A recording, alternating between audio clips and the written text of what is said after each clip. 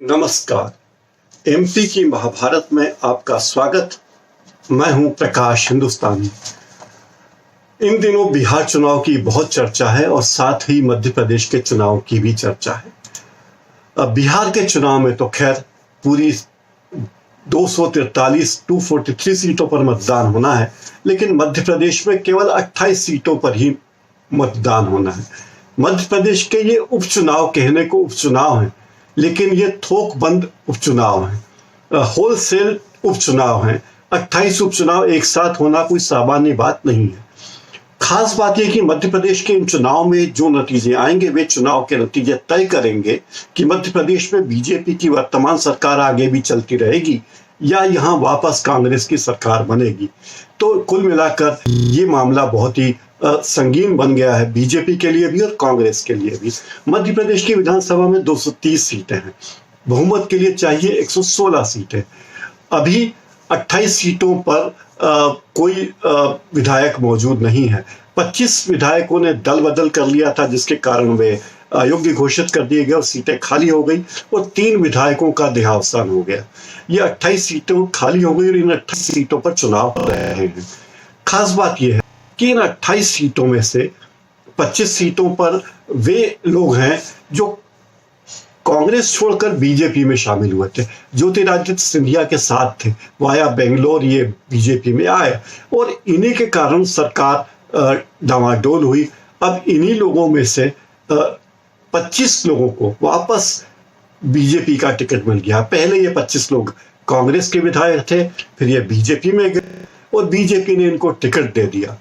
अब सबसे बड़ी मुश्किल यह है कि ये जीतेंगे तो जीतेंगे कैसे, क्योंकि वो बीजेपी के कार्यकर्ता, वो बीजेपी के स्थानीय नेता जो हमेशा कांग्रेस का विरोध करते थे, अब ये कांग्रेसी बीजेपी में आ गए। तो बीजेपी के सामने समस्या है, बीजेपी के कार्यकर्ताओं के सामने चुनौती है कि वे इनकी अगवानी कैसे करें, इनके लिए ढोल नगाड़े कैसे बजाएं, इनका स्वागत कैसे करें, क्योंकि मूलतः तो कांग्रेस से आए हैं, लेकिन बीजेपी के लिए अभी यह मजबूरी बने हुए हैं। जिन 28 लोगों को बीजेपी ने टिकट दिया है, उनमें से वे सभी लोग शामिल हैं, वे सभी उम्मीदवार शामिल हैं जो कांग्रेस छोड़कर बीजेपी में आए थे।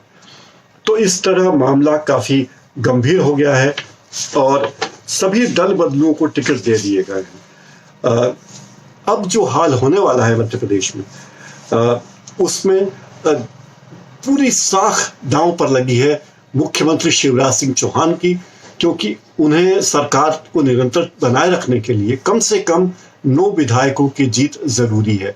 उनके पास 9 विधायकों की ही कमी है 116 बनाने के लिए। 107 विधायक उनके पास ऑलरेडी हैं और कांग्रेस के सामने लगती भले ही चुनौती बड़ी है, क्योंकि उन्हें कम से कम 21 विधायक तो चाहिए ही और 7 और सदस्य भी चाहिए जो सहयोगी दलों के हैं।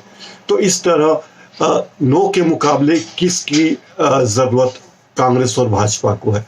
मोटे तौर पर यह लगता है कि 9 सीटें जीतना आसान है, 21 सीटें जीतना कठिन है, और ये बात सही भी लगती है, आंकड़े देखो तो सही लगती है। लेकिन सवाल यह है कि जो बीजेपी के उम्मीदवार हैं, जो कांग्रेस से बीजेपी में, उनके सामने चुनौती है कि वे क्या मुंह लेकर जाएं। मतदाता उनसे पूछ रहे हैं कि आप तो दल बदलू हैं, हम आपको वोट दें या न दें। जैसे हमारी कल सांवेर के ग्रामीण इलाकों में एक मतदाता से बात हुई, तो उसने कहा कि ये तो ऐसा है, कांग्रेस के उम्मीदवार तो ठीक हैं, वो बीजेपी में चले गए थे, 22 साल बाद आए, वो तो ठीक है, लेकिन तुलसी सिलावट को तो हमने अभी कुछ दिनों पहले ही चुनाव जिताया था और वो हमारे के बहू की तरह, ऐसा लगता है कि हमारे घर की बहू पड़ोसी के साथ भाग गई है। तो ये एक तरह से हमारा अपमान है। तो वे इसे काफी गंभीरता से ले रहे हैं। अब इसमें एक और व्यक्ति की प्रतिष्ठा दांव पर लगी हुई है, ज्योतिरादित्य सिंधिया है। कांग्रेस की प्रतिष्ठा इसलिए दांव पर है कि कांग्रेस को वापस सत्ता में आना है। शिवराज सिंह चौहान की प्रतिष्ठा इसलिए दांव पर लगी कि शिवराज सिंह चौहान को मुख्यमंत्री के पद के रूप में, मुख्यमंत्री के रूप में अपनी सत्ता बनाए रखनी है। लेकिन ज्योतिरादित्य सिंधिया के सामने इसलिए महत्वपूर्ण सवाल है कि अगर वे अपने साथ जाने वाले लोगों को टिकट नहीं दिलवा पाए, उनको जितवा नहीं पाए, तो उनकी बहुत बुरी फजीयत होगी।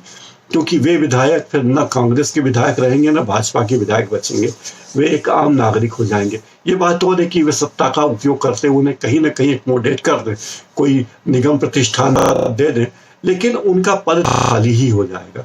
तो ये एक बड़ी चुनौती उनके सामने लग रही है, ज्योतिरादित्य सिंधिया के सामने।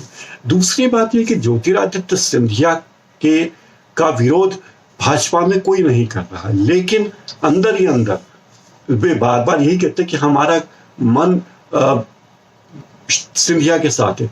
इस चुनाव में सबसे ज्यादा दांव पर लगी है ज्योतिरादित्य सिंधिया की प्रतिष्ठा। एक तो उनके समर्थकों को, जो लोग कांग्रेस से भाजपा में गए हैं, उन्हें भाजपा के कार्यकर्ताओं का पूरा सम्मान और सहयोग शायद नहीं मिल रहा है। और दूसरी बात यह है कि खुद भारतीय जनता पार्टी में लोग उनके लिए बहुत समर्थन नहीं कर रहे हैं। जैसे जयभान सिंह पवैया की पूरी राजनीति, जो भाजपा में थे, उनकी पूरी राजनीति महल के विरोध को लेकर चलती थी। वे महल का, यानी सिंधिया घराने का, चाहे माया सिंह जी हो, चाहे ज्योतिरादित्य सिंधिया हो या यशोधरा राजे हो, उसके विरोध पर ही उनकी पूरी सत्ता चलती थी।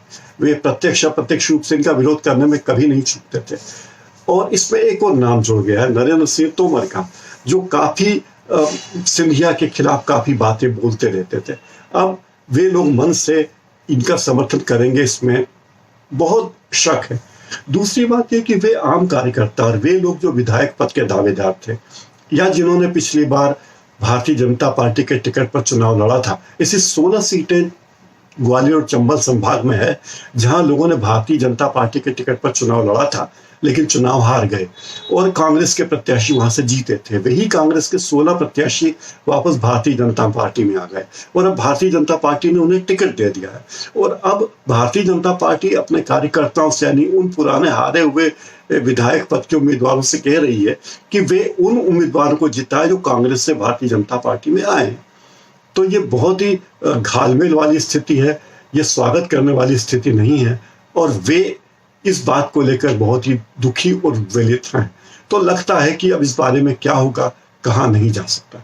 एक और बात है कि मध्य प्रदेश में बसपा ने एंट्री मार ली है। बहुजन समाज पार्टी ने भी मध्य प्रदेश में उपचुनाव में एंट्री मार ली है। अब महेंद्र बौद्ध कभी दिग्विजय सिंह की सरकार में कांग्रेस के गृह मंत्री थे, हालांकि पहले वे बसपा से एक बार विधायक रह चुके हैं, लेकिन वे वापस बसपा के झंडे तले आ गए हैं और बसपा के टिकट पर उम्मीदवार हैं। भांडेर से वे चुनाव लड़ रहे हैं। सांवेर में बहुजन समाज पार्टी ने एक पूर्व तहसीलदार को, गहलोत को टिकट दिया है, विक्रांत सिंह गहलोत को टिकट दिया है। ये गहलोत ऐसे जो सांवेर में मोहम्मद सुलेमान जब इंदौर में कलेक्टर थे, तब इस सांवेर में एसडीएम थे, तहसीलदार थे, और तहसीलदारी के दौरान ये बर्खास्त किए गए थे नौकरी से और इन्हें 3 साल की सजा भी सुनाई गई थी। लेकिन सुप्रीम कोर्ट में जाने पर इनकी सजा भी, जेल जाके बच गए, लेकिन ये बर्खास्त हो चुके हैं। अब ये बहुजन समाज पार्टी के सांवेर से उम्मीदवार हैं, क्योंकि इन्हें लगता है कि सांवेर से उम्मीदवारी करने के कारण, सांवेर में उम्मीदवार होने के कारण, क्योंकि वे वहां काम कर चुके हैं और वे जिस जाति के हैं उस जाति के वोटरों की संख्या सांवेर में ज्यादा है, इसलिए उन्हें लगता है कि वे सांवेर से जीत जाएंगे। तो कुल मिलाकर कहा जा सकता है कि सांवेर में त्रिपक्षीय मुकाबला होने की संभावना ज्यादा हो गई है।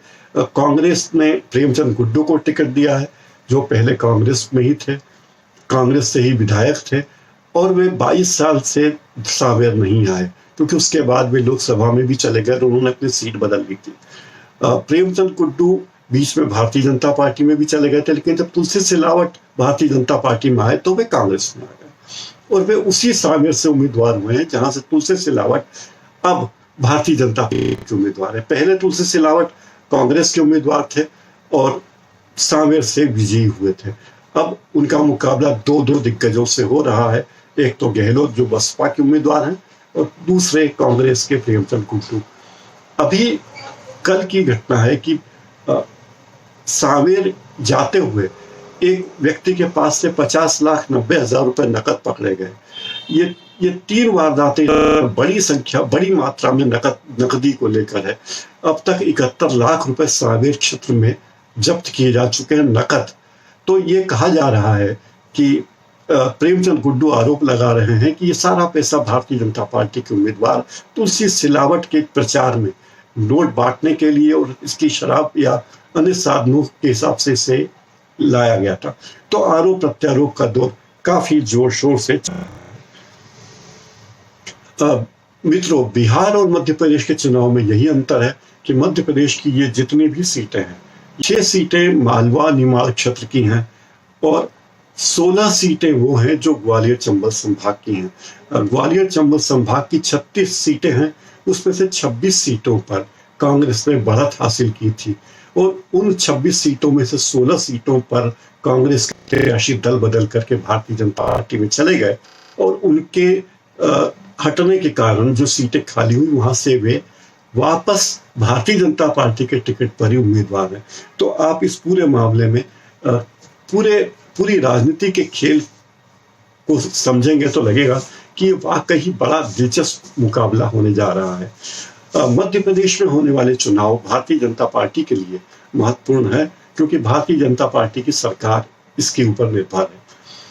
मध्य प्रदेश में शिवराज सिंह चौहान के बारे में कहा जा सकता है कि वे इस चुनाव में पार्टी का नेतृत्व तो कर रहे हैं, लेकिन उन्हें खुला खाता नहीं मिला। वे जो मन चाहे नहीं कर सकते, जबकि कांग्रेस में ऐसा पहली बार हो रहा है कि पूरी कांग्रेस पार्टी ने कमलनाथ के हाथ में बागडोर सौंप दी है और कमलनाथ जिसे चाहते हैं उसे टिकट दिया है उन्होंने। और वे पूरा जोर भी लगा रहे हैं कि वे अपनी सीटों पर वापस जीत हासिल करें और 21 सीटें जीतकर मध्य प्रदेश में वापस कांग्रेस की सरकार बनाए। अगर ऐसा हो जाता है, जिसकी संभावना राजनीति में संभावनाओं का खेल खत्म नहीं होता, संभावना है, अगर वापस ऐसा होता है तो मध्य प्रदेश में भारतीय जनता पार्टी के लिए ये एक बहुत ही बड़ी और करारी हार होगी। मित्रों, आज इस कार्यक्रम में इतना ही। आप मेरा ये कार्यक्रम जरूर देखते रहिए, मध्य प्रदेश की महाभारत। अभी हम इस कार्यक्रम में सामान्य जानकारियां दे रहे हैं, लेकिन नाम वापसी का दिन तय होने के बाद स्थिति स्पष्ट हो जाएगी कि किन किन सीटों से कौन कौन उम्मीदवार हैं। तब हम क्षेत्रवार मध्य प्रदेश के सभी उपचुनाव की चर्चा करेंगे और आपको मैं वक्त पर रूप से मध्य प्रदेश के चुनाव के बारे में लाइव कार्यक्रम भी करता रहूंगा और आपके सवालों का जवाब भी देता रहूंगा, आपसे मुखातिब भी होता रहूंगा। नमस्कार।